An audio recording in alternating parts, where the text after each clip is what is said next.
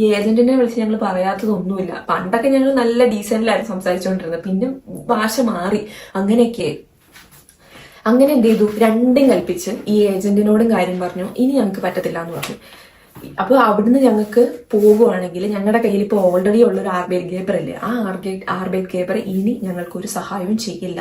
അവരുടെ ആ കോൺട്രാക്ട് അവർ ക്യാൻസൽ ചെയ്യും. അവർ തമ്മിലുള്ള നമ്മുടെ ഈ ഒരു അതിനെന്താ പറയാ, ഒരു ഇതുണ്ടല്ലോ, എംപ്ലോയ്മെന്റ് രജിസ്റ്റർ ചെയ്തിട്ടുണ്ടല്ലോ, അത് അവർ ക്യാൻസൽ ചെയ്യുമെന്ന് പറഞ്ഞു.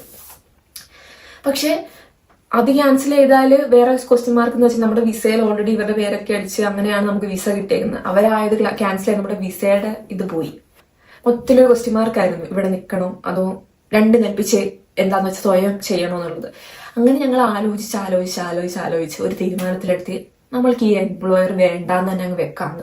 അങ്ങനെ എംപ്ലോയർ വേണ്ടാന്ന് വെച്ച് ഞാൻ എന്ത് ചെയ്തു, ഞാൻ